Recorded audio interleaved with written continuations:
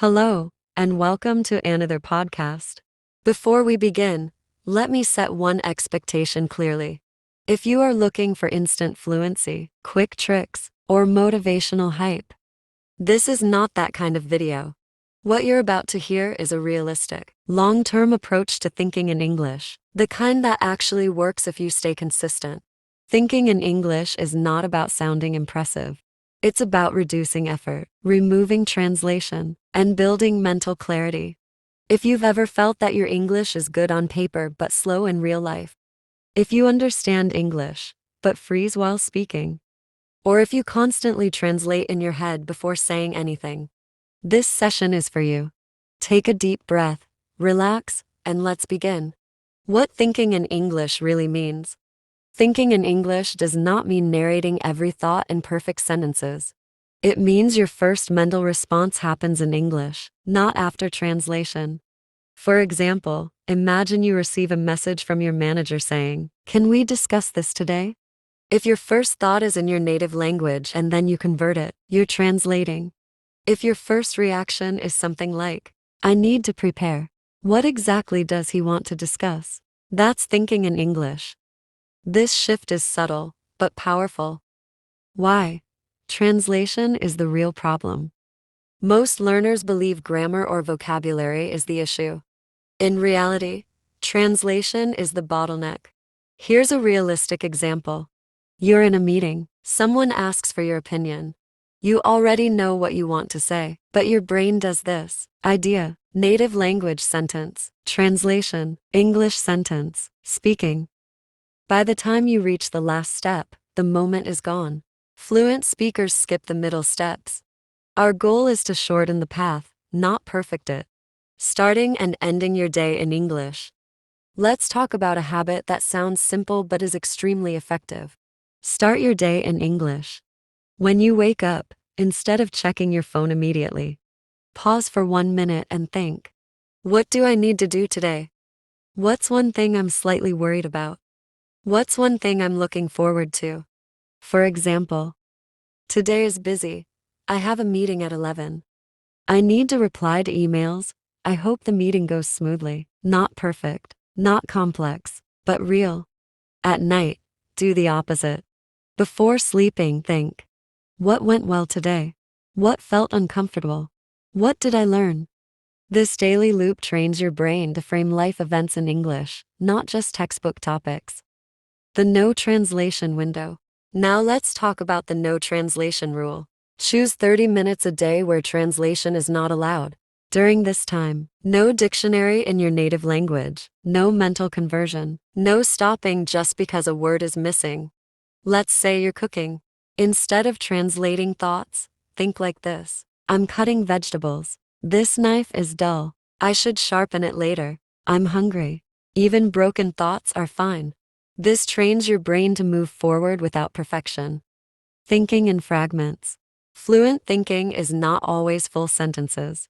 For example, when you're late, traffic, too slow, I should have left earlier. Native speakers think like this too. Allow fragments.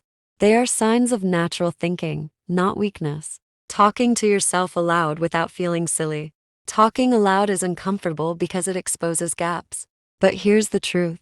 Gaps don't disappear when you hide them. Try this during daily tasks. While brushing your teeth, I need to reply to that email. I'll do it after breakfast. While walking, the weather is nice today. It's cooler than yesterday. While driving, I missed the turn. I'll take the next one. This turns English into a functional language, not an academic one. Using English during simple activities. The brain learns best when pressure is low. Simple activities are perfect. Cooking, cleaning, walking, exercising. You're not performing. You're just thinking. Over time, this builds mental stamina in English. Keeping an English journal realistic version. Your journal is not a novel. Write about what annoyed you today. What confused you? What decision you had to make. Example entry. Today felt long. Too many small tasks. I didn't finish everything, but the meeting went better than expected. This mirrors real thinking. Breaking the translation habit. Let's address the biggest struggle directly. Your brain will always try to translate first. Instead of fighting it, interrupt it gently. Start with single words: meeting, tired, deadline. Then short phrases: need more time, not clear yet. Gradually, sentences will come naturally. Using English to English definitions. When you don't know a word, resist translation. If you forget refrigerator, think the machine that keeps food cold. If you forget appointment, think a planned meeting with someone. This builds direct meaning, not dependency. Feeling stuck and what to do in that moment. The worst habit is silence. If you don't know a word, keep moving. Describe, compare, simplify. Fluency is movement, not accuracy. Losing motivation, the real reason. Most learners quit because progress feels invisible. Language growth is slow, like fitness. You don't notice daily changes, but weeks later, the difference is obvious. Record your voice once a week. Reread old journal entries. Compare. Evidence kills doubt.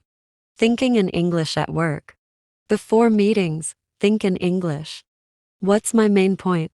What question might they ask? After meetings. That went okay. I should have explained that better. This connects English to real stakes, not exercises. Emotions and thinking in English. When you start reacting emotionally in English, frustration, excitement, disappointment, that's a major milestone. It means English is becoming internal, not external. Mistakes and confidence. Fluent speakers don't make fewer mistakes. They panic less. Confidence comes from familiarity, not correctness. Consistency over intensity. 10 minutes daily beats 2 hours occasionally. Your brain learns through repetition, not motivation. Final reminders before we close. Thinking in English is quiet, gradual, sometimes boring, extremely effective. You don't need talent. You need habits. Let's end with this thought. You don't become fluent by waiting for confidence. Confidence comes after repetition. Start small. Stay consistent. Accept discomfort. Thinking in English is not something you achieve one day. It's something you build day by day, thought by thought. Keep practicing. Keep thinking in English. And most importantly, keep going.